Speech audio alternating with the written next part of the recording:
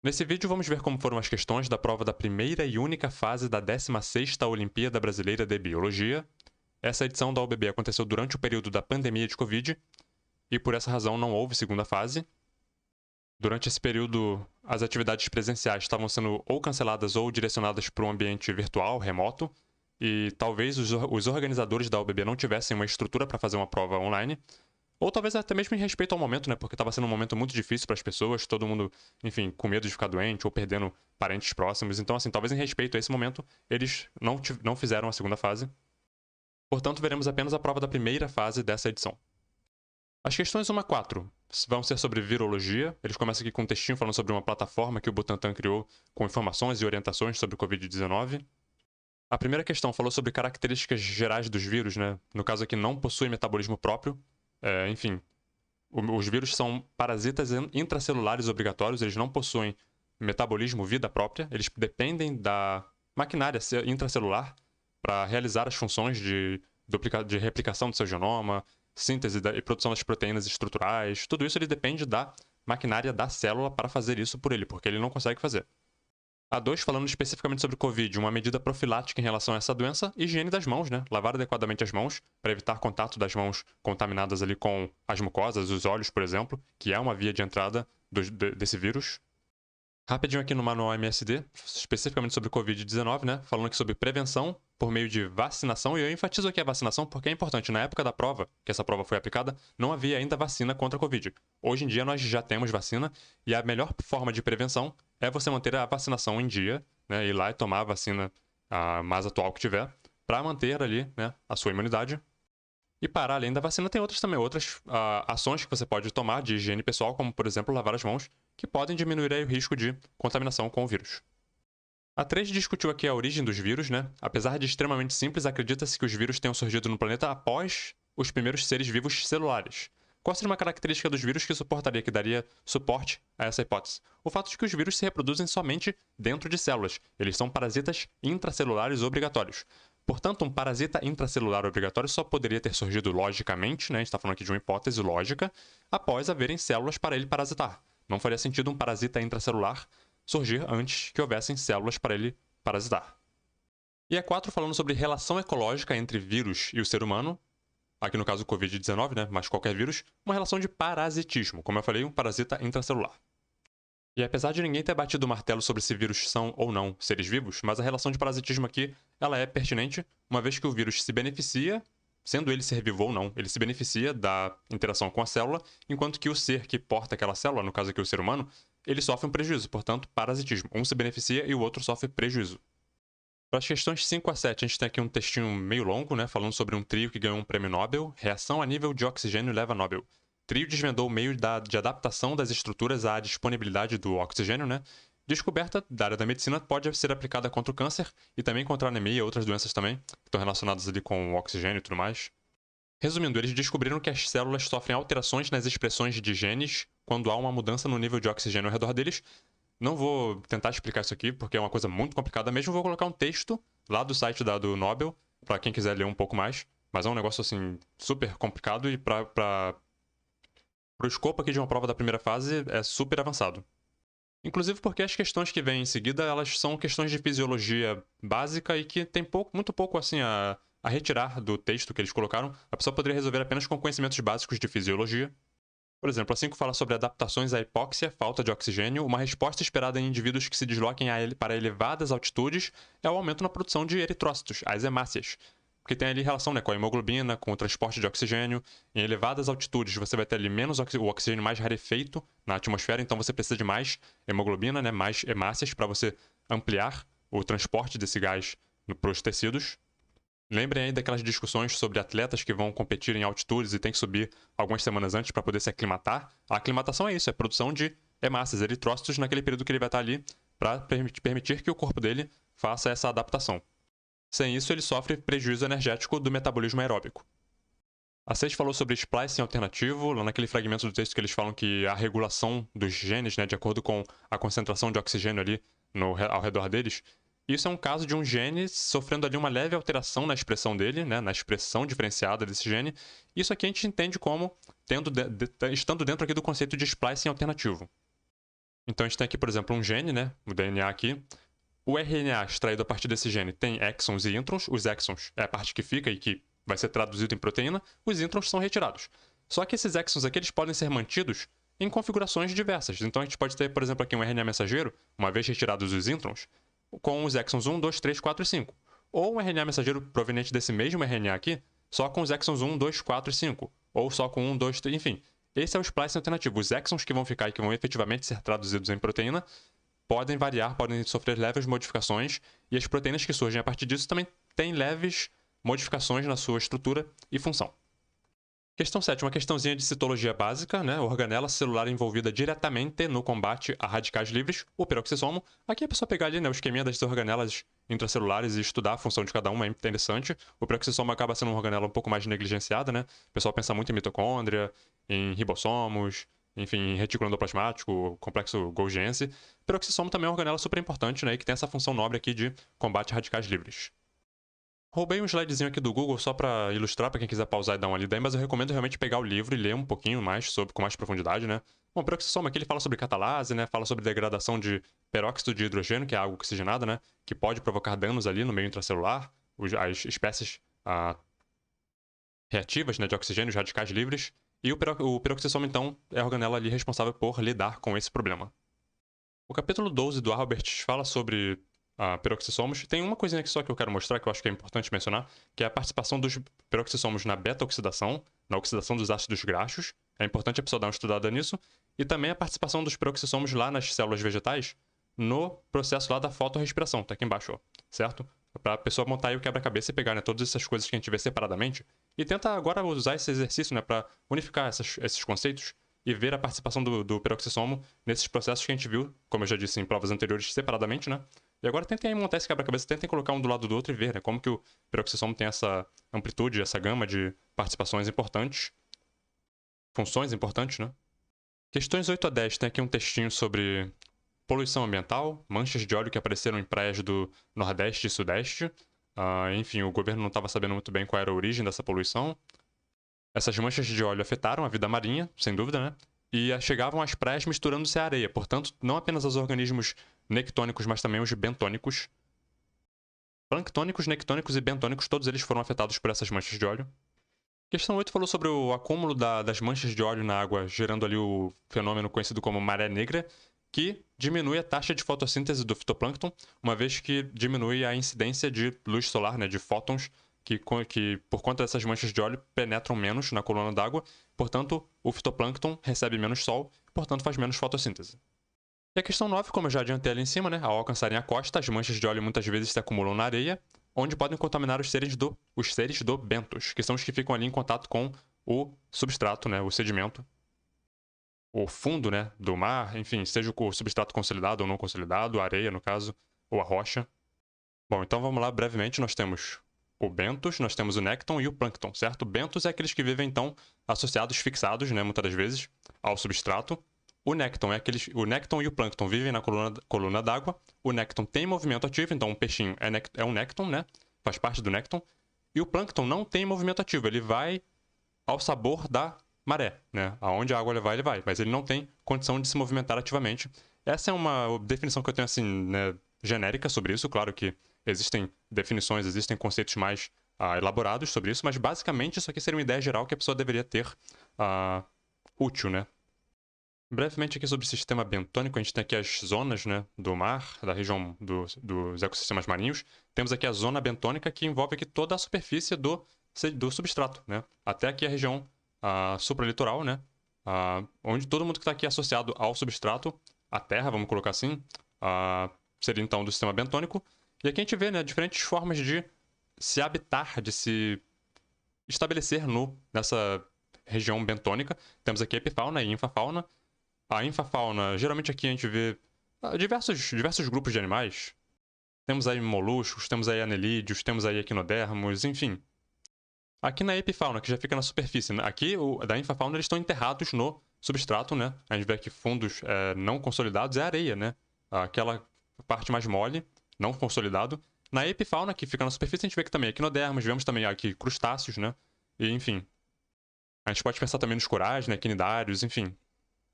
Eu vou colocar um link para todos esses textos que eu estou mostrando aqui. Organismos bentônicos. Aqui tem aqui um ouriço, né, um equinodermo. Ó, temos aqui um lírio do mar. Tem aqui umas tabelinhas interessantes. Ó, como eu falei, a coisa vai ficando mais complicada, né? Você tem conceitos mais complexos. Por exemplo, o bentos pode ser dividido em microbentos, meiobentos, macrobentos e megabentos, com relação aqui ao tamanho do ser vivo, né? Então, assim, microbentos vão ser ali aqueles animais, os protistas, né? Enfim, as formas de vida menores, enquanto que o megabentos, a gente vai ter aqui formas de vidas maiores. Por exemplo, uma estrela do mar, um equinodermo. Aqui, pólipos de corais, né? Como eu falei, os quinidários. E aí, se remetendo agora lá ao exemplo que a questão trouxe, né? As manchas de óleo poderiam, por exemplo, ter afetado um tatuizinho que morasse lá na areia, né? Enterrado na areia. Todo mundo já viu tatuí na praia, né? Ele se enrola, ele se enterra na areia, ele cava lá um túnelzinho. Enfim, aquelas manchas de óleo poderiam ter afetado, portanto, por exemplo, o tatuí, que é um ser bentônico que mora ali no substrato não consolidado na região da areia. Ele pode estar presente, portanto, tanto na epifauna quanto na infafauna, né, como a gente viu lá em cima. Essa coisa de Neuston e Pleuston, confesso que eu mesmo nem tive muito contato com isso na faculdade, mas apareceu ali na prova, então vamos tentar ver o que é. Neuston vive ali na região ali na superfície, né, se movendo ali na superfície da água. E o Pleuston seria ali organismos que vivem bem na interface ar-água. É bem súbito isso aqui.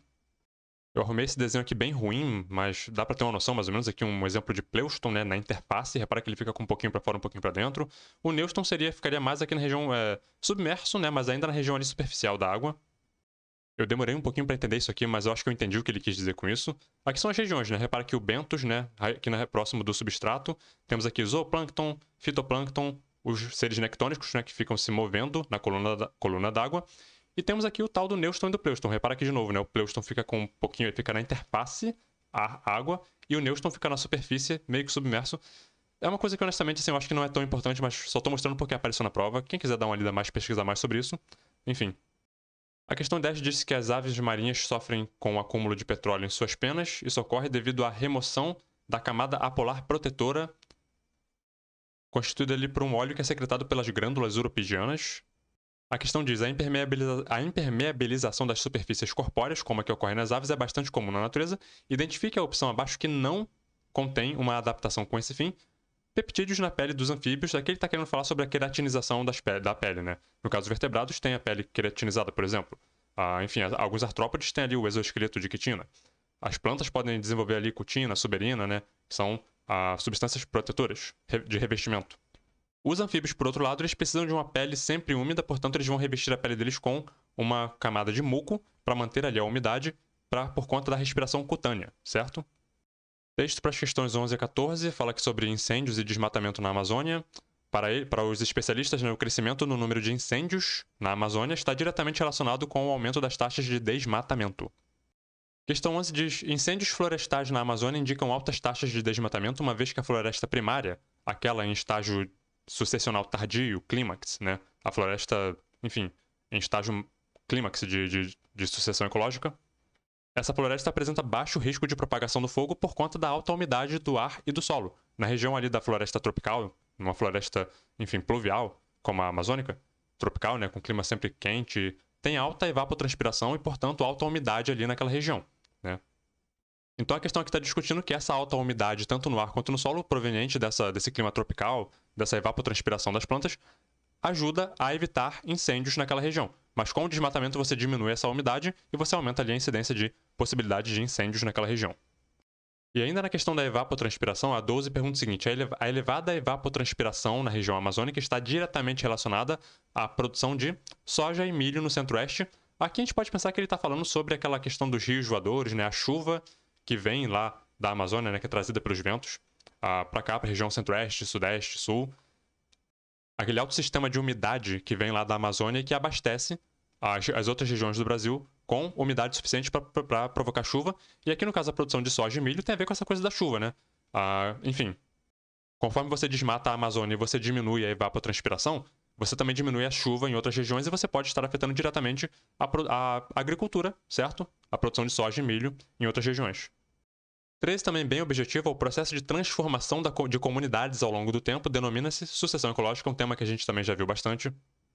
Lembrem aí da sucessão primária, secundária, né? A primária que começa lá enfim, nem tem solo ainda, né? Tem só a pedra, a partir ali da atividade de líquens e micro-organismos vai surgindo ali enfim, o solo, e depois a coisa vai começando a partir da rocha, enquanto que a sucessão secundária vem numa área que já houve ali, já tinha ali uma comunidade que de repente sofreu ali algum impacto, por exemplo, um incêndio numa floresta, abre ali uma clareira, e a partir então daquela clareira, vamos dizer, se regenera, né? A vegetação, todas as interações ali vai se regenerando aos poucos, isso seria a sucessão secundária.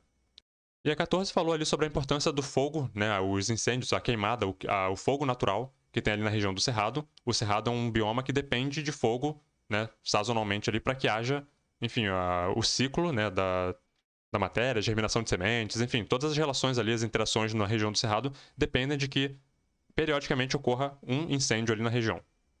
Inclusive as plantas possuem adaptações para lidar com esse fogo.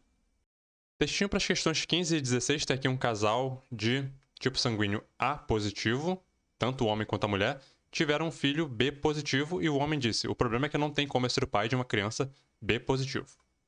Se tanto ele quanto a mulher são tipo sanguíneo A positivo, seria impossível ter um filho B positivo. Bom, nesse contexto, a conclusão de Álvaro sobre a impossibilidade da criança ser sua filha é correta, pois pais A positivo, como é o caso desse casal, só podem ter filhos com sangue tipo A ou O, podendo ser RH positivo ou negativo. Isso aqui estaria correto. Lembrando que aqui a gente não tem como saber se eles eram A positivo homozigotos ou heterozigotos para um ou para ambos os genes, né? Que, enfim, do sistema BO ou RH. Em algumas circunstâncias, como eu vou mostrar a seguir, esse homem A positivo poderia sim ter uma criança B positivo, se ele fosse heterozigoto para, né, os tipos sanguíneos para o sistema BO e para fator RH. Eu vou mostrar isso no slide agora. Eu botei aqui dois cenários. Um homem, vamos colocar aqui um homem A positivo homozigoto com uma mulher B positivo homozigoto também. Todos os filhos que surgiriam seriam sangue do tipo AB positivo. Eu coloquei isso aqui só para puxar assunto. Agora essa aqui de baixo aqui tem aqui o X da questão. Ele falou, como ele é um tipo sanguíneo A positivo, ele não poderia ter uma criança B positiva, né? Com aquela mulher que também é A positivo. Aí estaria correto. Mas, por exemplo, se eu cruzo aqui um homem A positivo heterozigoto para ambos, tanto para o fator RH quanto para o sistema BO, com uma mulher também heterozigota para ambas as características, repara que surge criança de tipo AB, B positivo, A negativo, B negativo, O positivo, O negativo. Tá vendo como é que surge de tudo aqui? Então, assim, dependendo da circunstância, ele poderia sim ser pai de uma criança B positivo, B negativo, etc. Mas não era o caso lá porque a mulher dele era A positivo. E como eu disse, a gente não tem como saber se eles são homozigotos ou heterozigotos, mas a 16 ela traz aqui uma informação a mais para tornar isso possível. Suponha que o pai de Álvaro e o pai de Verena, que é o homem e a mulher, né, sejam doadores universais, ou seja, o pai de cada um deles é O negativo. A probabilidade deles terem uma criança O negativa também seria de 1 em 16. Quando ele diz que o pai de cada um deles é O negativo, significa que eles são necessariamente heterozigotos para ambas as características, tanto para o sistema BO quanto para o fator RH.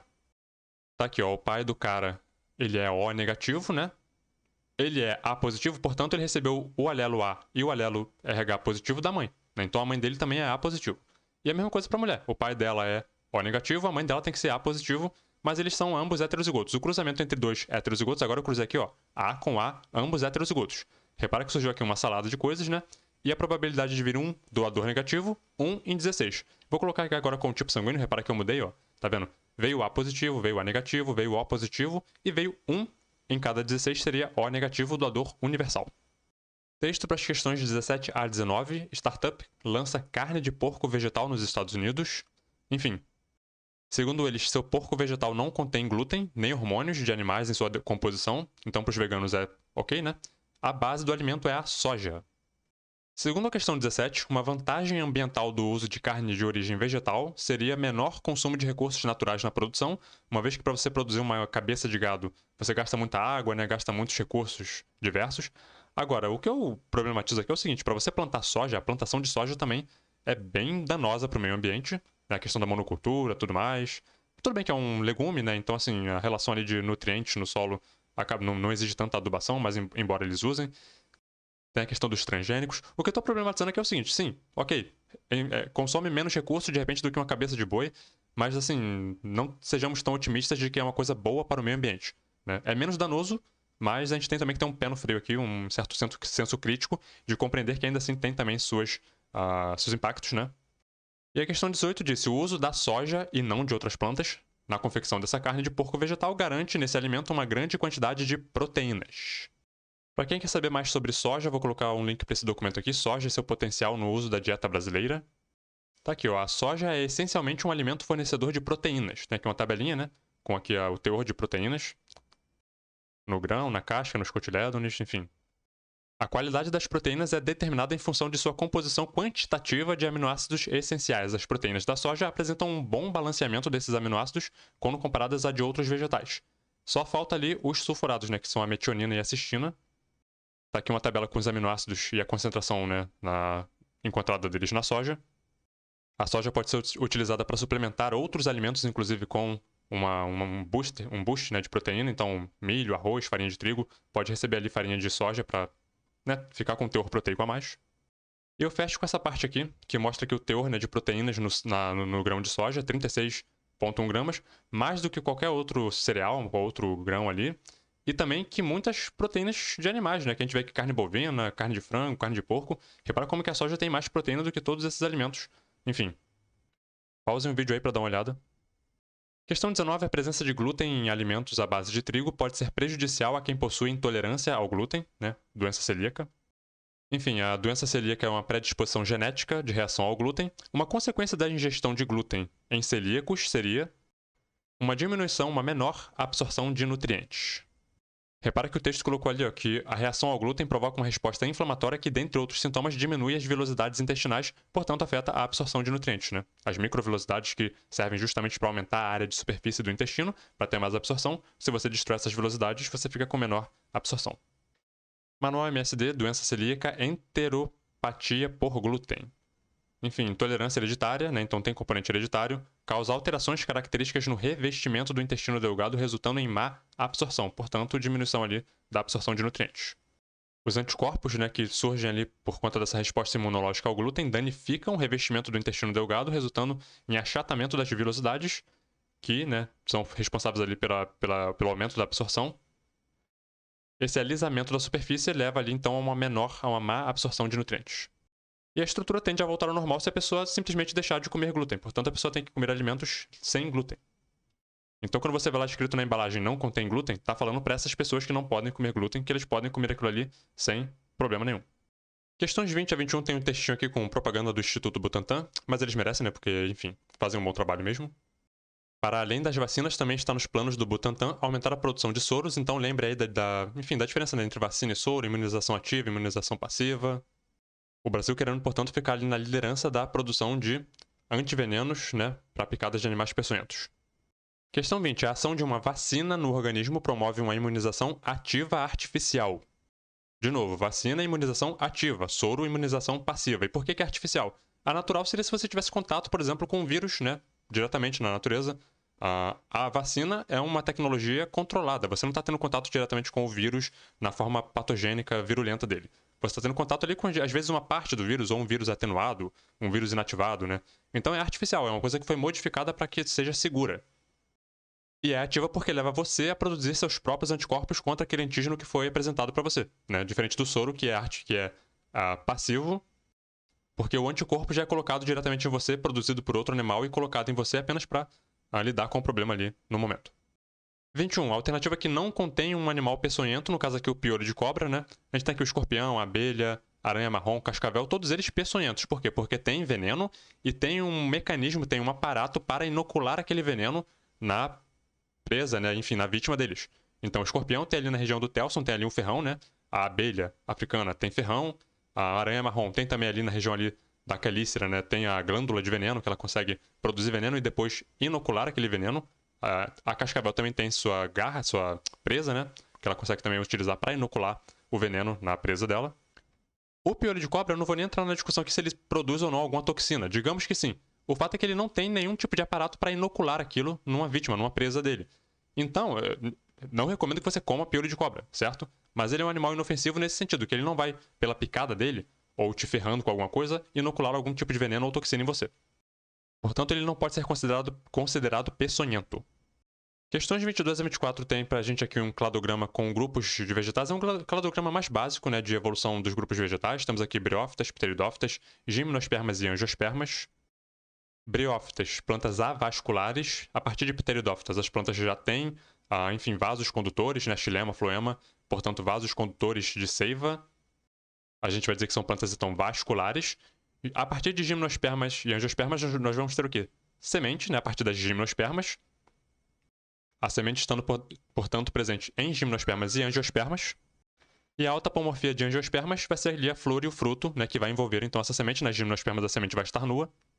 Então eu colocaria aqui no vasos condutores, na 2 eu colocaria semente e na 3 eu colocaria flor e fruto. A 2 poderia ser grão de pólen também, tá?